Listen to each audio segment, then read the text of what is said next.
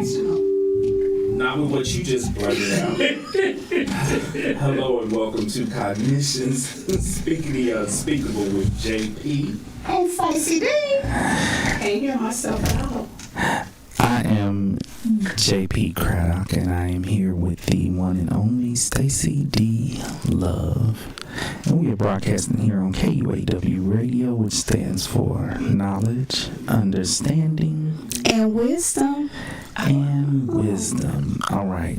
Sorry, the D was late, so we didn't get us a good sound check going. D, what are you doing right now? What are you doing? Are you tangled up in? You're tangled up in the microphone. They're trying to get me tied up, and I refuse. The devil is a lie. You'll never get me tied up. But you're tied up in the headset and the microphone. What is going wrong I don't right know. now? Like my ADHD, you guys are on 50. Yes, I was like, JP, you don't have to tell the world about me being late. And then I'm telling them that we need to get off the air at 3 o'clock because I got another appointment. Mr. Walker, who don't never do nothing right, he gonna say, you are late. You cannot make those comments when you are late. Okay, I'm late for a change, okay? But then Mr. Walker will be like, well, he was late all the other time. Guess you're gonna be late for that appointment too. So I'm just like, okay, is this beat up Stacy D's day or something? Yeah, that makes sense. Once you late, D, it throws the whole day off. There's no making up the time. Just roll with it, D. I know, because I'm gonna tell you what happened.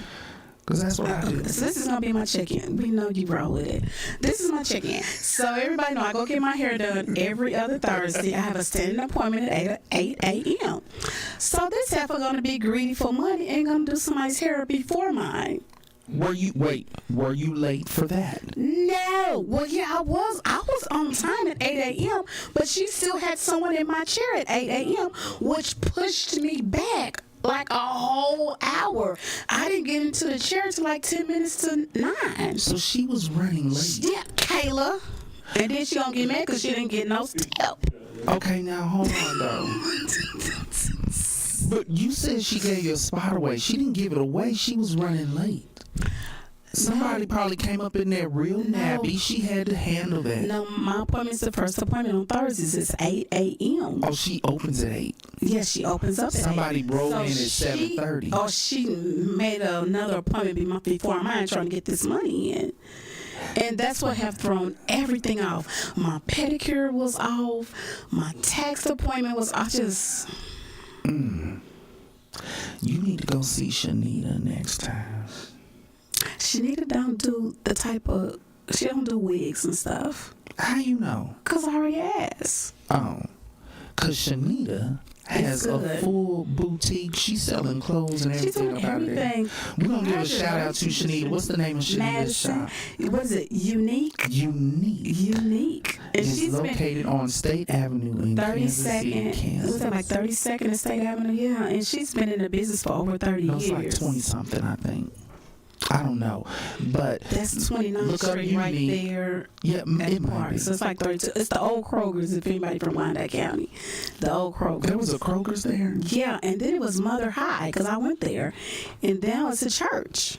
Oh, and then she pays booth rent on that one little part right. Well, it's not little, but that one part over there. I never knew where Mother High was. That was for those of you who are not from around here. They used to send the pregnant students to a whole separate school. I got kicked out because I had a fight. Don't you remember I had a fight with that white boy? Remember, he was a twin. It was Wendy and Wendell White. Yeah. We was fighting. And he had me a black eye. No, I got kicked out of Washington. Oh, okay. This is how they used to do it, which is, when you think about it, kind of foul. If somebody got pregnant, they just disappeared. And then when they came back, they looked the same. But you didn't have to disappear. You could have stayed in school, but they wasn't. Yeah, but they wasn't giving you all the extra things like Mother High. You know, like you get sick, you can't go to school. You know, but hell, I was 14 years old having a baby. What type of illness was I having? Mama didn't know until I was 6 months pregnant. I thought it was like a banishment. Like, ooh, you pregnant, you got to get out of here. No, you don't have to. So nobody knows. Because they made me go. It was either I was going to get kicked out for the rest of the semester for fighting, or go to Mother High. So it was because I did hit him first. You were fighting pregnant. Yeah. Did you know you were pregnant? Yeah. D? Why are you punching people while you pregnant? He can't fight back because yes, you're pregnant. Yes, he did. He gave me a black eye. It's against the law to fight a pregnant person. Well, evidently he didn't know, huh? Wendell White. Did you just? I got you. You wasn't at your stuff too. I sure did. He gave me a black eye. I do not remember him. Was he in your class? No, he was in your class. They were twins, Wendy and Wendell White. I don't know this fool. They wasn't like, you know how we were like up here. Yeah. They was like in the middle part. You know, people. You know the. I mean, I don't like no one fought a pregnant person. I don't think he knew I was pregnant either because remember I carried it in my hips and my butt, so you really couldn't tell. And then that's when they started inventing stretch pants and the oversized shirt, and you'll put a belt on it. So I was always fashionable. So that's what I had: stretch pants and the big shirts and the big, yeah. So Mama didn't know until I was like 6.5 months. Okay, so that's where Mother High was. So, Shanita's shop. Yeah, that's where we started with, wasn't it? It's a full boutique. Have you checked it out? Yeah, she's doing nails and everything and massage therapists up in there, and she's doing it. Yeah, but you said she won't do wigs. She used to didn't do wigs. Okay, as long as y'all don't have a wig, y'all can go see Shanita. But remember what we covered on the show last week. Be careful about getting a perm. Okay, be careful about getting a perm. All right, coming up on the show today, we have what is reality therapy and how can it help heal our relationships. Ooh. Now, this is a therapy that was created by William Glasser, MD, who is a psychiatrist. Now, this is interesting because in the movies they always show psychiatrists doing therapy, but in the real world, psychiatrists don't typically play that game. They don't do that. They do med management. They are cycling people in and out every 15 or 20 minutes. Don't get any information on them. They don't really spend. They're not spending 60 service. Yeah, they're not spending 60, 90 minutes with a client. But this is a psychiatrist who developed a therapy. It's been around since the 60s. So we're going to take a look at that. What is reality therapy? Because, I was thinking about this. 3 things that therapists do: assess, diagnose, and treat. And we have done a lot of shows on the assessment and the diagnosing, but we haven't talked about, well, what do you do after that? Well, you do therapy. So we're going to talk about the therapy. And this is a therapy that people can practice this on themselves.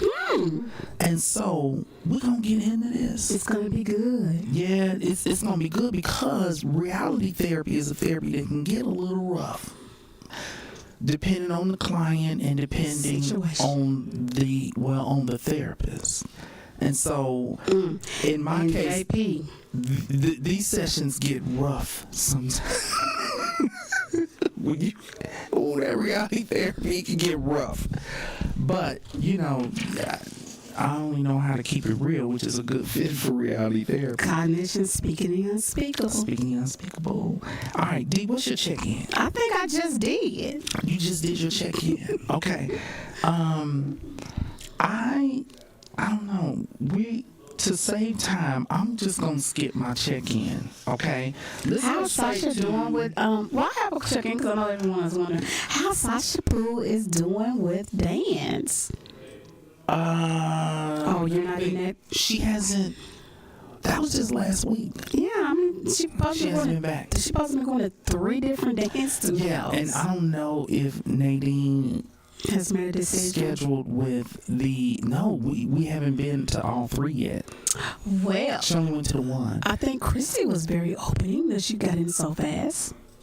Yes. Mm-hmm. Yes. It says a lot. Yeah, because we're not taking her back to the place up north. It was black owned with no black kids there. None. We never met the owner, I don't think. Really? All the staff were white, the kids were white, but it's a black-owned business. But here's the thing. We patronize black-owned businesses not only to support black-owned businesses, but also so our kids can be exposed to other people who look like them. And so I was like, we're only covering one of those two bases with this place. Like, I'm happy we're supporting a black-owned business, but ain't nobody here black. Where are they? These people don't even know this is a black-owned business, so they probably wouldn't be here. So you're probably telling the truth, though. Yeah, so we had to roll up out of there. All right, mental health and illness in the news. I'm going to roll through these kind of quick. The KCK School Board, we're in Kansas City for those of you who are not here, but I'm addressing this because this is going to become a national thing. They are reviewing a proposal to spend $6.7 million to add 1,600 cameras into the classrooms using federal COVID-19 relief funds. Now, the teachers are protesting. The teachers are like, no. You know why? Because they're not in there teaching our children. That's why they're so dumb.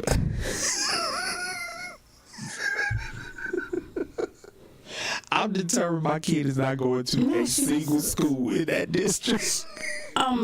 We have had horrible experiences having our boys in that district, but the teachers are protesting because they don't want to be scrutinized. They don't want people watching them. But who's all going to be watching them? It's just basically everybody. Everybody can go in and look and see what they're doing. I don't think that's right. And that's going to be through some HIPAA stuff. Now, I think that the cameras should be for administration and also should be for the safety of the teachers. They need to look at it like that because these kids is out of control. Well, that is one of the reasons was safety. The original reason was safety, but listen to this. What the school district did, they decided to put another additional twist on it. They said that it is also going to be very helpful for live streaming and recording lessons for absent students and for classrooms where there is a long-term sub due to the teacher shortage. And they are already spending money on, because of the teacher shortage, they're paying for live stream classes from teachers in other states already. Because there's a teacher shortage. So they're like, look, ain't nobody just trying to watch y'all. Exactly. Although we are, because y'all ain't teaching these kids. Making them know. Ain't nobody. But this is not just to watch y'all. This is going to be beneficial for students who aren't here, because one of the things that I have had some conversations with some parents who said that their kids did much better at home virtually. They did better with the freedom to kind of have more control over their schedules. I don't believe in that. And their grades went up. No, but we need structure. There's structure in everything. Well, true. But for those parents who are like, I don't want my kid getting COVID. I don't want my kid up in there with these heathens, okay? Because the school that they had teachers talking about this was Wyandotte High School. Exactly. And as a parent who pulled my kids from Wyandotte High School, Wyandotte is terrible. Like, I have a couple of clients. Exactly. I have a couple of clients, and I go up to the school to talk to them, and I'm like, okay, I need a private room. Okay. I'm like sitting in the office for 45 minutes waiting on a private room. Not to mention, I always come up here every Wednesday. Every Wednesday morning I'm here. So why you just can't give me a private room? So I'm going off on them. They have bigger problems than that, though. Like, the first when I became a therapist, this was a long time ago, but the first school I went into in the district was Wyandotte. And we have all these Wyandotte alumni that love Wyandotte. My first day walking in, and I don't think I'd ever been in that school before. My first day walking up in there. That's where all the plays and stuff used to be at. A kid was running down the hall yelling. He was going to his car to get his gun, and teachers was chasing him. Johnny, don't go get your gun. And I'm standing there with my briefcase and my plan. I was like, should I leave or should I stay? It's going to be a rough day today. That is the school that I had a kid referred to me. He had missed almost a whole semester of school. And they didn't even know it. We get to the meeting. He was in the school the whole time. They kids have so much fun there that kids from other schools will skip at their school to go to that school to hang out and have fun. No, my children did that.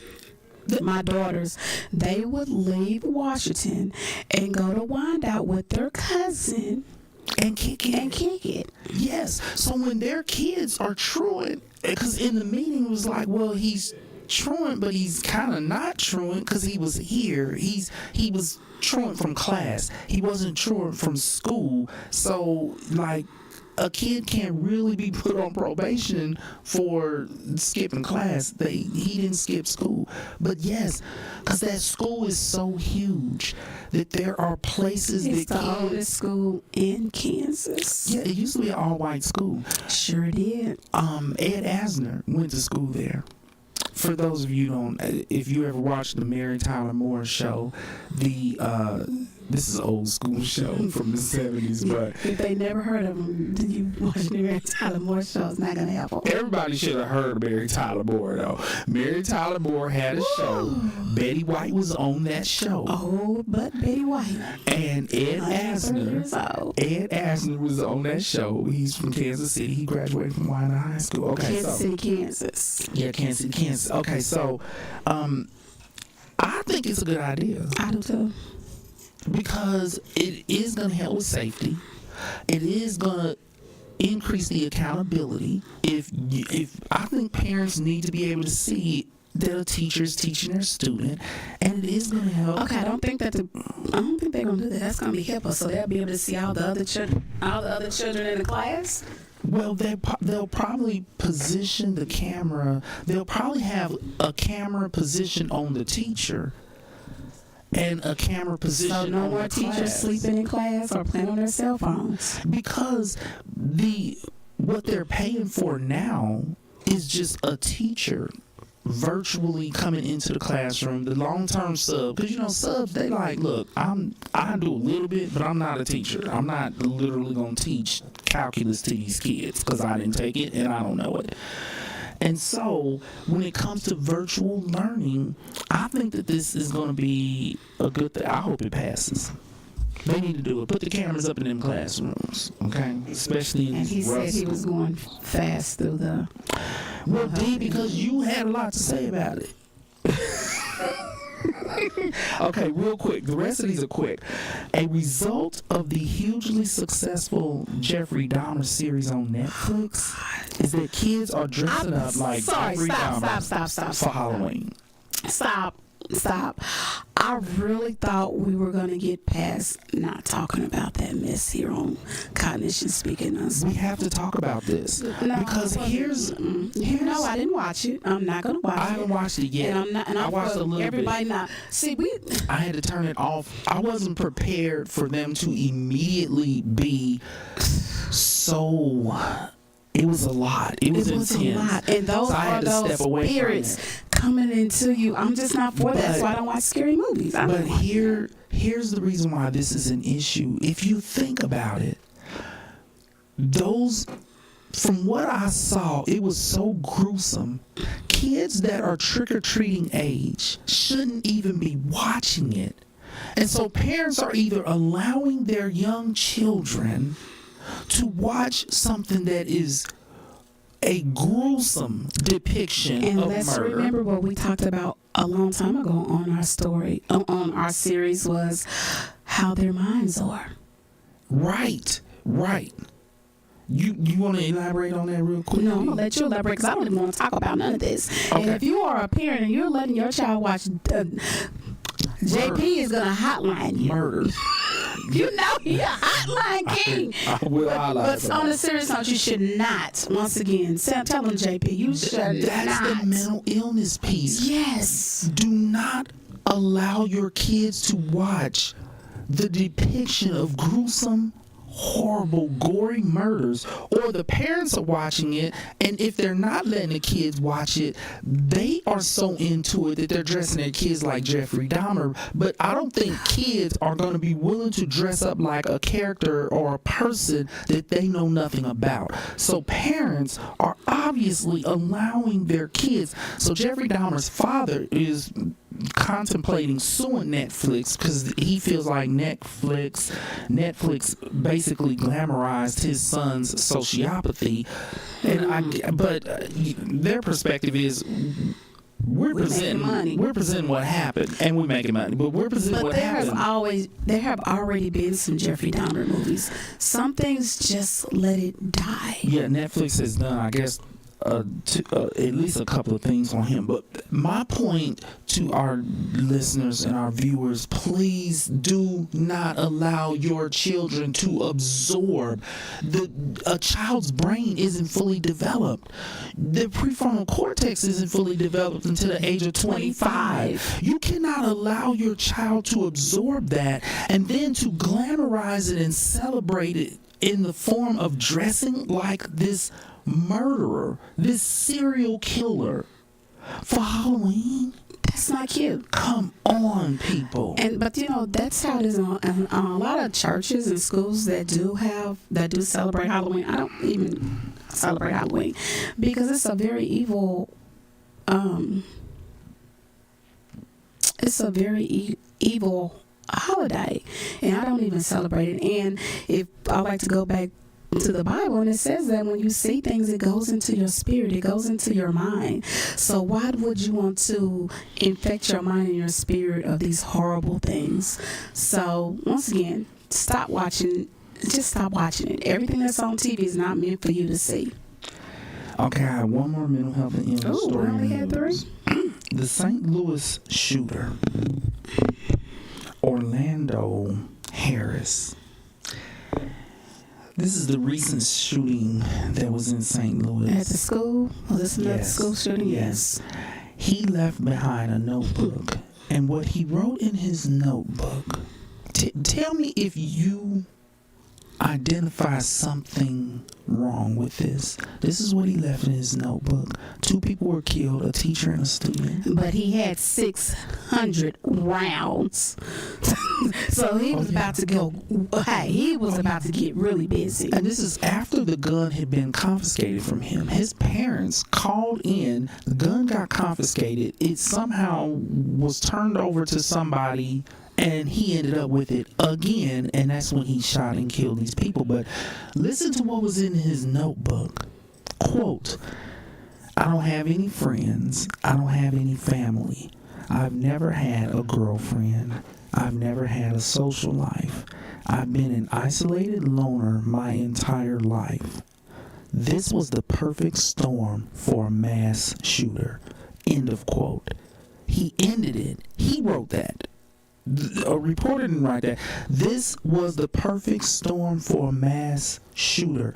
Does anything about that whole statement stand out to you, D? Yes, the whole statement stands out. But that last part of it? Yes, listen to this. This is my thought. We as a society played a role in creating that mass shooter, because, and those of us as mental health professionals, it started with us. It's unavoidable, but what has happened is we have provided so much psychoeducation on the mindset, the insanity behind mass shooting, the reason why they do it, that now we have a shooter who is stating, from all that he has learned, all the information that has been disseminated. He's supposed to be a mass shooter. Yes. That's his destiny. This was the perfect storm for a mass shooter. And so now we have people who, because we have provided so much psychoeducation on how people end up doing this, and we have people who might not have ended up deciding to become a mass shooter in reaction to all those things that he noted, which are typical for mass shooters: the loneliness, the isolativeness, I ain't had no friends, I ain't had no girlfriend, that just might be the way that he felt about himself. And evidently, if his family, and I want to do this, if his family, if his parents was like, you're doing something odd. Let me go and check your bedroom. They had him in therapy and everything. Yeah, and find a gun. So how are you saying that you don't have any family, but they loved you and loved you enough to go find this gun and try to help you? Fully active and involved parents. Yes. Okay? But that's the downside, and it stood out to me because on this radio show, we provide a lot of psychoeducation. We cover multiple Yes. diagnoses. Yes. We are trying to educate the community, but there are some people who are going to use that knowledge to their benefit, do horrible things, and then say, well, I got antisocial personality disorder. Say it again, JP. Say it again. I got, I'm a narcissist. You know what I'm saying? Like, do it again, JP. Do it again. yeah, I mean, that's what they're doing. And that's what he did. Because think about it. A lot of kids experience all these things, not having friends, not having family, and they don't become mass shooters. But for this particular individual who has, because we've provided so much information on this that even the kids know. Because remember, I had that situation I presented where I think it was the shooter that shot up the elementary school, right? And they were saying that when he was teased in school, the boy wasn't right out from the beginning. And they were calling him a mass shooter as a part of bullying him. Even the kids know the symptoms and the traits of these people. This is getting very scary. And JP, I want to double back on your mental health and in the news. We're about to see some copycatter. Oh yeah, well, there's always copycat. But we're about to see even more.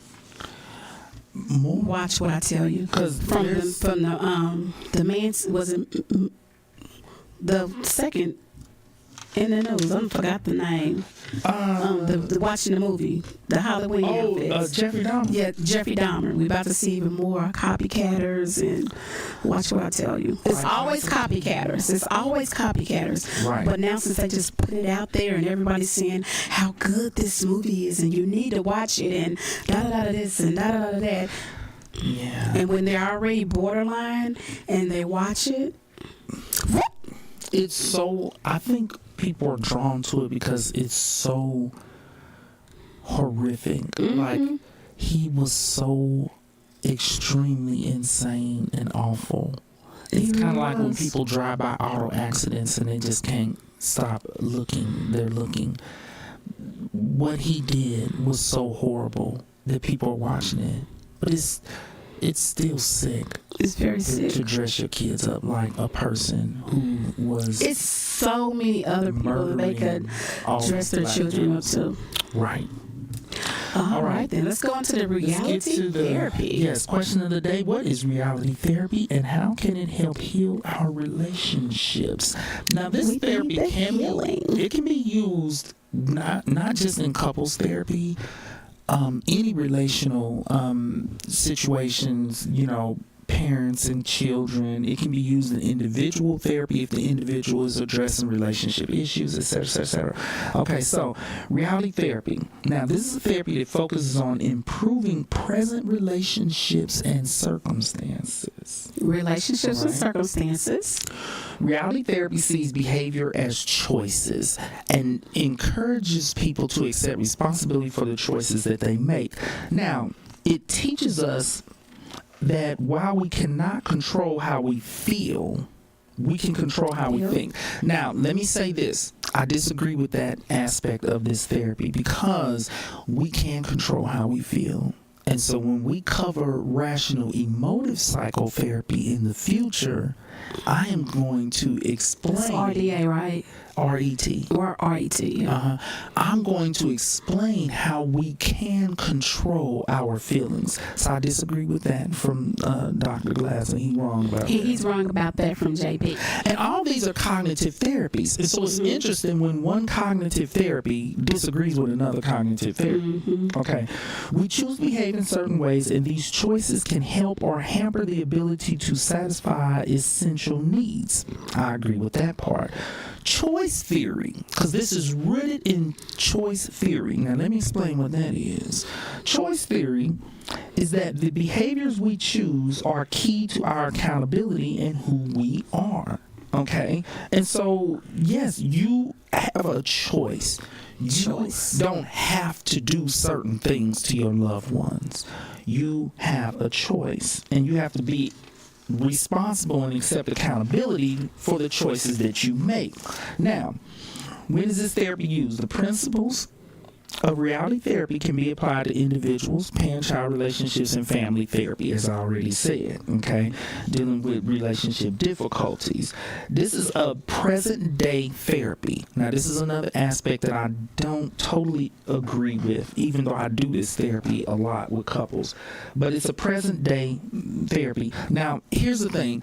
Basically, what he is saying is you only focus on the present. When I do reality therapy, I do complement it with another therapy called insight-oriented psychotherapy, and we're going to cover that on the show also. To me, okay, insight-oriented psychotherapy is a therapy where you figure out why you do what you do, what makes you tick, and sometimes you have to go back and figure it out, the reason why you doing that. You gotta go back, you gotta go back, sometimes further and further and further to gain insight into what you're doing. Mm-hmm. Once you understand it, the client is gonna be more willing to change their current day behaviors. And so sometimes the way they think. Right. And so sometimes for me, to get a person to even buy into reality therapy, I use the insight-oriented psychotherapy. You see? Mm-hmm. And now here's an example.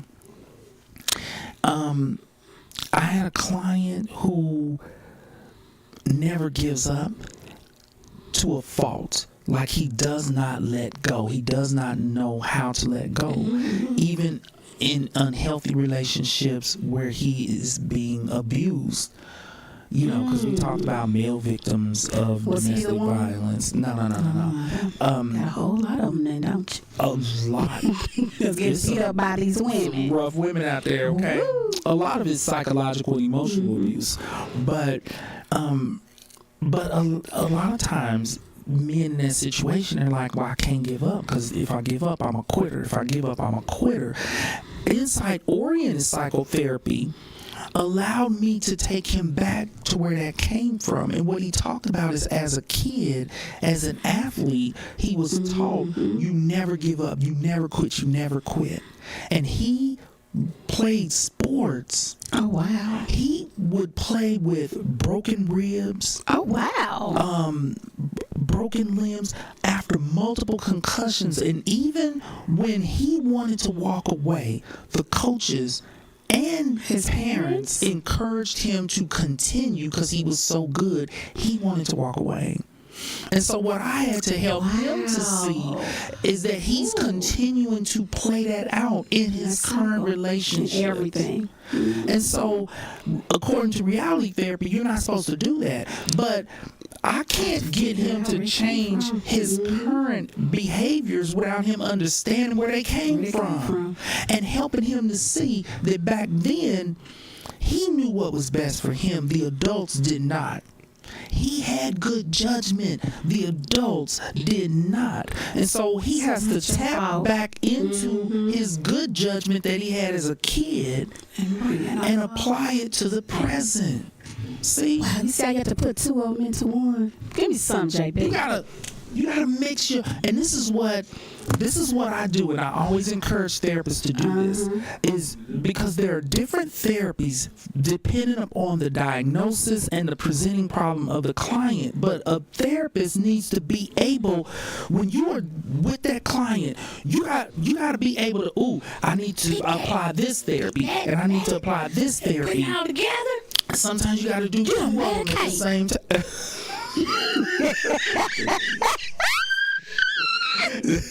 The D is so good. Let me tell you. But to me, it's a mistake to be like, okay, with this client, I'm doing this one therapy, and we're gonna go through the entire treatment process with just this one therapy. When there are other therapies that can complement that therapy. That's right. And so I didn't agree with that part. And also, and I'm gonna tell you where I got that from, JP. I got that from my mentor, Ron Wilson, when he told me you got to have a whole suitcase full of them, and you pick out whatever you need. Because that's a real clinician. Ron Wilson is a real clinician. And still doing it at 60-some years old. He ain't playing right. He's serious about therapy. Because here's something to note. Therapy is an artistic science. The art is in being able to join and engage with your client. And they have done research that shows that the primary component to people having a successful experience in therapy is based upon the relationship with the therapist, regardless of the specific psychotherapies that therapist is using. Now we're gonna cover these psychotherapies. Did you get that? I learned that from my granddaughter. Period. Oh, that's what she said. Mm-hmm. Okay, and she means it when she said, and you done picked it up.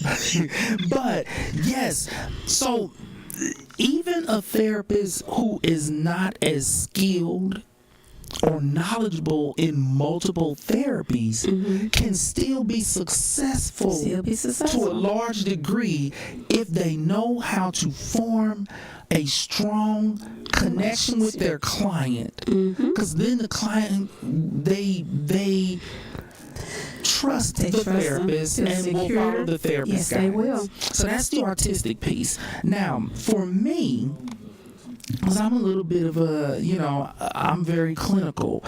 I have to have the science aspect of it also. And that's where the specific psychotherapies come into play. A therapist who has a balance between those two should be unstoppable. And that's JP, and I'm the other one. We're going to have a great connection. And then if I need someone, I'm going to call JP. Be like, JP, what do I do? Like I did last week. Your instinct was good, though, with that, D. I hit it, though. Your instinct was good with that situation. I hit it because you're getting me better, boy. You refining me. Right. He's getting me better with the science, you guys. He's getting me better. Yeah, that was a good situation. Okay, so here's what to expect if you go and see a therapist and they're doing reality therapy. Little or no time is spent delving into the past if they strictly doing it. Okay, don't come see me, because if we gotta go there, we want to go to the past, right, even with myself. If we gotta go, we gotta go. Since reality therapy is solutions focused, okay, brief solutions focused therapy, we're gonna cover that one also one day. You will examine how your behavior is interfering with your ability to form stronger relationships. Now, this is where it gets rough. Hold it, where it gets rough. Let me explain. Because when I'm sitting with clients and they are doing things. Bye, Professor. Oh He's my so God. sit right there. He do this. I was really trying to ignore him. Are you kidding me? D, why did you fall for that? I know. He just kept on. This is so important what I'm talking about right now, D. Okay, go. And they still messing with me. He said, close the door. Oh my God, this. We got time. We got time because I was 15 minutes late. Okay, this is really important. Where was I with this? Solution focus. Okay. Come on, just stay focused, please. Hold on. I'm so I can't believe y'all just did that. They did it to the me. show. I've been trying to do better. They keep bothering me. Give me a minute to get past it. It's the professor. He knows how my ADHD is. It's you. I was playing with I'm playing with the same, trying to. You got to self-manage your symptoms. I'm trying to. Look, I'm up here playing with the thing, with the rope. And my God. Mr. Walker, the professor's not going to be able to be in the room no more. He's going to be out of the studio. You can't say he can't be in here. He works here. Well, he has to work after we get here before we do it afterwards. Because, he just stood in the door. You see that? Then he said, Mr. Walker. He said he winked at him. He said what? He said he winked at you. I didn't even see him winking. I was in the middle of something so important when all that happened. I'm still trying to get past it.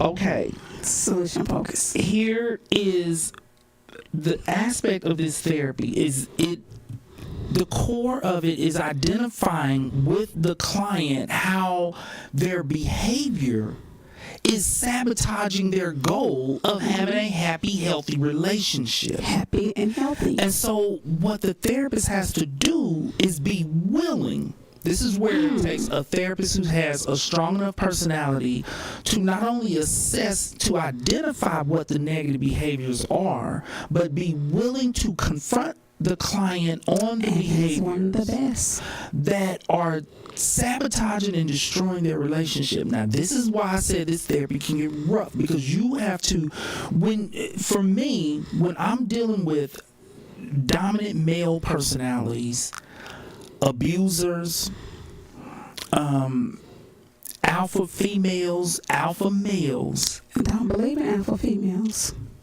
They're alpha females. I'm talking some of those women who are abusive to their men, those are alpha females. And so confronting their behaviors, the sessions get intense. That's what I'm saying. They can get rough, okay? Because I don't tend to sugarcoat. I'm very direct. And Gerald ends up kicking him out of his office. I'm real direct and upfront. Okay, and so it's, helping them to see how their behavior is interfering with their ability to form stronger relationships with their loved one. Okay, and figuring out what kind of changes they need to make in their behavior in order to get what they want. Because if they say they want a happy marriage, for example, okay, you say you want a happy marriage, but you continue to call your wife a whole bag of bees every time you get pissed. That behavior does not match what you're stating. He tries to eat her food. He part retarded. Eat her food. Yeah, come here, bag of bees, and then you gonna eat my food. Oh yeah, because you part retarded. Yeah, and so helping him to see that if this is truly your goal, how does that behavior fit with the goal? It don't. Because 2 + 2 = 4, and you trying to do. He's about to be a negative. You trying to do 10 + 2 and equal 4, and it's not. You can't cuss somebody out and demean them and then say, I want to have a happy relationship. And the other thing that I like about this therapy is you hold them accountable. So when they say, well, she made me do it, they get confronted on that. Because you don't get to blame your behavior on another person, because nobody controls you. There are no puppet strings. No puppet strings. Okay. And so working with them on that and helping them to see that this is a way for them to learn to reconnect with their loved one is by changing their behavior. Now, here's the thing. This acronym, WDEP, what is WDEP in reality therapy? The W stands for wants. So you ask the client, what do you want? What you want? I want to have a relationship. I want to love my wife. I want to love my baby. I want her to love me. Okay, that's what you want. That's what you want. D, doing. Not stands for Stacy D. This don't stand for the D. This is D.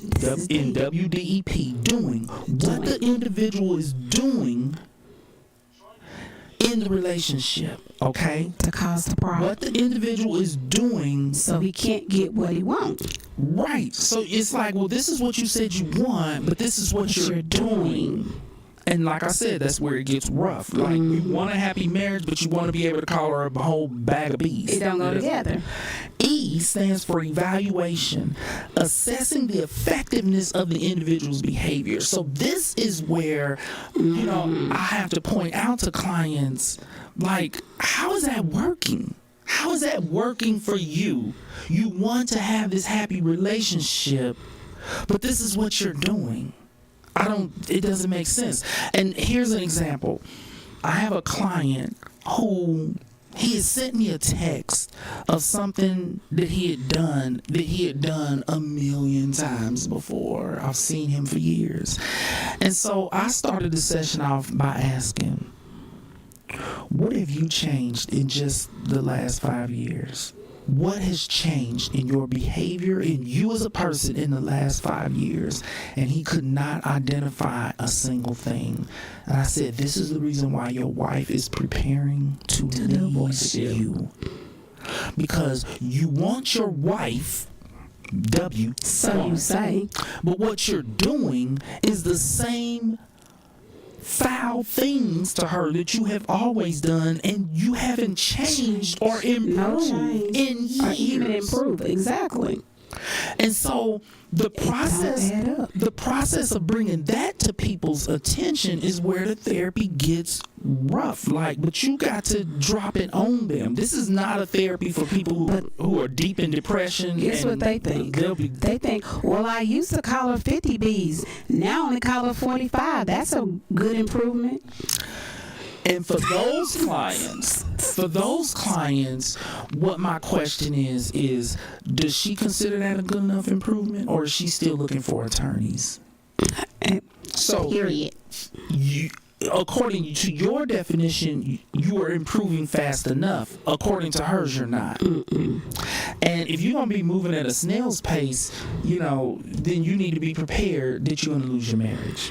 Okay, so WDE, and then P is planning. Plan a course of action to change the behavior, because after confronting these negative behaviors, helping the client to see that they are sabotaging their own goal, then you step back and say, are you now willing to do things differently? Or are you going to continue your same course of action and end up in divorce court?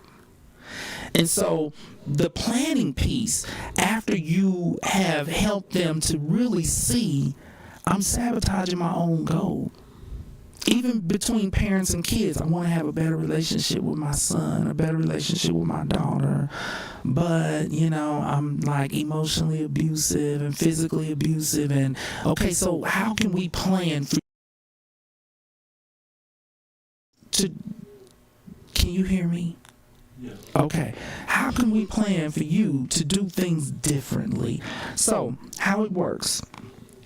Dr. Glasser, this, since the 60s, founded on the idea that everyone is seeking to fulfill 5 basic needs. And mental health issues arise when these needs are not getting met. So in taking a look at a person's behavior that is damaging their relationships, what we look at is, why are you doing this? Do you feel like your basic needs are not being met? So here are the basic needs. Power, or a sense of self-worth and achievement, because everybody has a need to feel in control of their lives and to feel good about who they are as a person. Love and belonging, or being part of a family or a community of loved ones. So when it comes to couples therapy, a lot of times they're like, we are toxic and doing this because I want to be loved by this person, okay? But cussing them out on a regular basis might not be the way to achieve it. You're not gonna. That's not gonna get you there. Do you hear echo? Just keep going, please. Well, I don't want our listeners to have to deal with that echo. Okay. Miss Walker's like, they'll be all right. Okay, freedom and independence. Freedom. And this is very common with my female clients, because they're like, he want to know where I'm at and when I'm going and how long I'm going to be there and who am I with and da-da-da-da-da-da-da-da. And I'm a grown woman, I want my freedom. And that's true. I look at that as being a little bit of just respect, because you guys are married. To a degree. Yes, to a degree. It's, to me, the respect piece, like, if my wife is going somewhere, she'll be like, I'm going to such and such and such and such. But I don't need her calling me all while she gone. I'm going from here to there. I'm going to this. Because I was seeing a couple last week that got into a huge fight because the spouse came home 2 hours early. The conflict was because the spouse's schedule changed. Something that they were planning to do got canceled, and they came home early, but they failed to communicate that to the spouse. So the spouse was so focused on your schedule changed and you didn't tell me that they didn't think about the fact, but wait a minute, he came straight home. He could have went someplace else for them other 2 hours. Could have went someplace else. Okay, because the strip club's open all day. Oh, he could have found him a side chick. Know what a side chick house. But he came home. Are we froze? Yes. Are we froze? Our engineer is not watching. Walker's on his cell phone. He's supposed to be doing it on his cell phone. And here's the fifth need that can make a person act out of character: survival, or the comfort of knowing that one's basic needs, food, shelter, sex, etc., are met. So these are the things that can cause a person to act out of character. So in therapy, you take a look at if they feel that any of these basic needs are not being met, whether it's true or not. Because sometimes it's just their perspective that the needs are not being met. It doesn't matter because they're reacting to it. They're reacting to them feeling like they're not being met. And so helping them to move forward, you got to figure out what needs they feel are not getting met. Okay, reality therapy is also based on choice theory, okay, that you cannot change or control other people. And the only sensible approach to solving problems is to control you. You only got control over yourself. You can't control everybody else. Just yourself. And so getting people to focus on themselves as opposed to, because a lot of abusive behaviors take place because the person's trying to control somebody else and trying to, they gonna do this, they gonna do that. Make them do this. Right. You can't. It destroys the relationship. Okay. Now, there are 7 habits to help you to connect in relationships. And this is really, to me, the best part of the therapy, where you work with them on the change that needs to make. Support, and this goes for parenting also, okay? Support. You have to be supportive. You can't just focus on the negatives in your marriage or in your relationship with your kids. Be supportive of them. You know, like the D, you do a lot of different business and things. You need a man that's gonna be able to be supportive. These fools hitting you up in your DMs, oh, I wanna get with the D, I wanna get with the D. One of the things you need to be having a conversation with them about is, listen, I'm a busy person. I'm an entrepreneur. I don't say entrepreneur. I'm administrative assistant. That's what you say. Mm-hmm. That's what you say. But at some point, if the relationship continues, I still am administrate all of my stuff and my businesses once I get to know them. Yeah, I'm talking about once, but at some point, you need to know if they can handle the fact that you're an entrepreneur. Right. Because some men cannot handle that. They are insecure with a woman who is, business driven and making money. And so you need to know, are you going to be able to be supportive, or is your ego going to get in the way? So support is important. Encouragement. Are they going to be able to stand beside the D and say, we're going to get this money, come on, man. I'm going to drive you to go. I'm going to drive you to Manhattan and get that $50,000. We're going to do this, we're going to do it, we're going to do it, we're going to do it. Encouragement is business relationships. Okay? And these also help to strike a balance, because you're going to have to address the things that are not going so great in a relationship, but you need to strike a balance. You can't be all negative in a relationship. You have to balance the positive with the negative. So you may have some issues with the D, and you may need to address those issues with the D. Why are you talking about the negative part? Because we're still talking about the support and the encouragement, D. So they might want to address certain things with you that are not positive, that are negative, but if they strike in a balance, and if you can feel like, you know what, he just addressed that with me, I see where he's coming from, at least everything I hear from this fool ain't negative though. And he's also supportive of the things that I do that is good and that is right and that is correct, and he's encouraging. That's going to make you more receptive to constructive feedback when he gives it. Okay. Listening. Now, this is what I do with couples. Because a lot of couples get into constant arguments. You're not listening to me. You don't hear me. And this is a communication issue. And so what I will have couples get into the habit of doing is saying, what do you hear me saying? Or saying, this is what I hear you saying. Is that what you meant?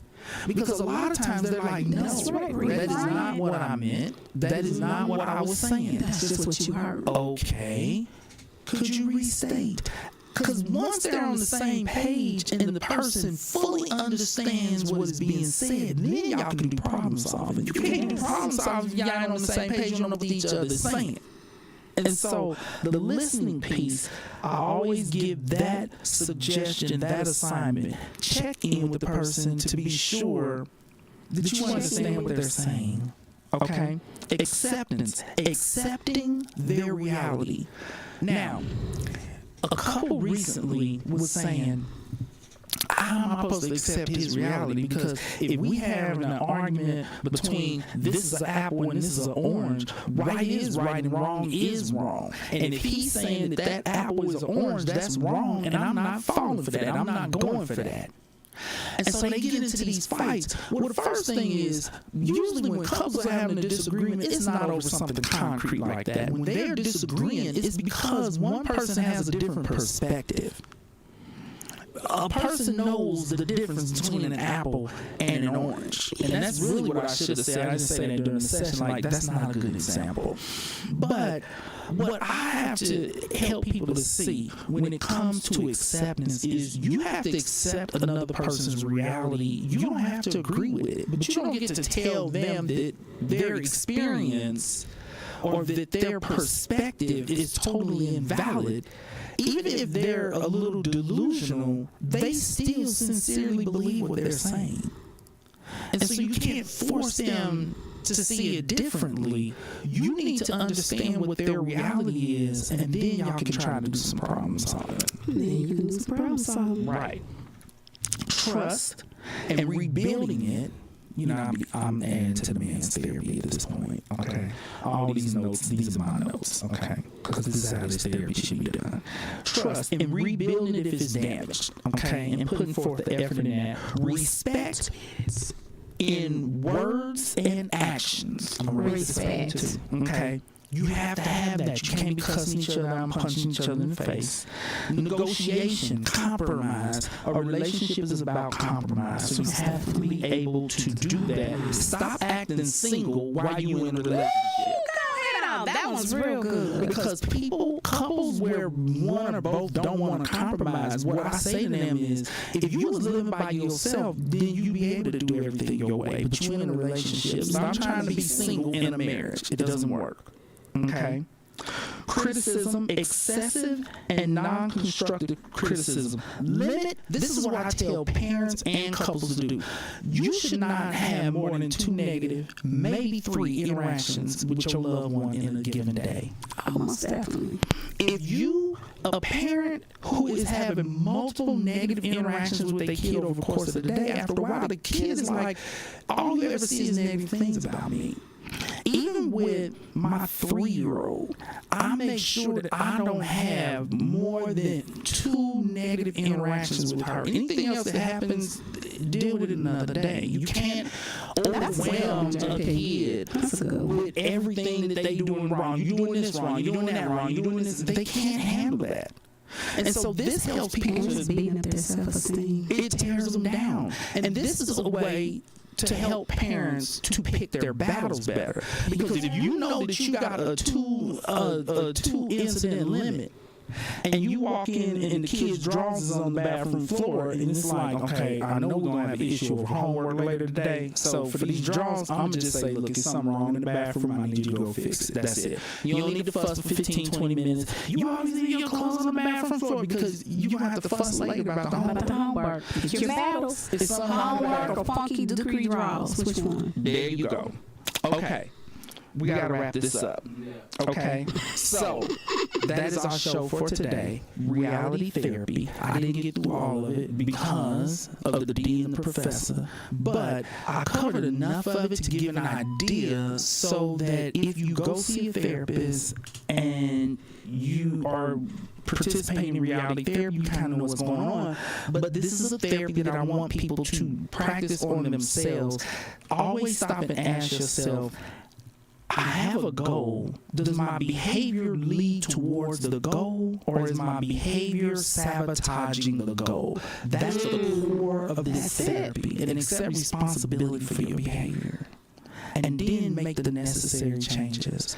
That's our show for today. Thank you for joining us. And remember, worry about nothing. And pray about everything. And don't forget to watch us at 7 p.m. if you miss us at 2 p.m. Yeah, prime time. Prime time. Thank you and God bless. Bye-bye. Well, we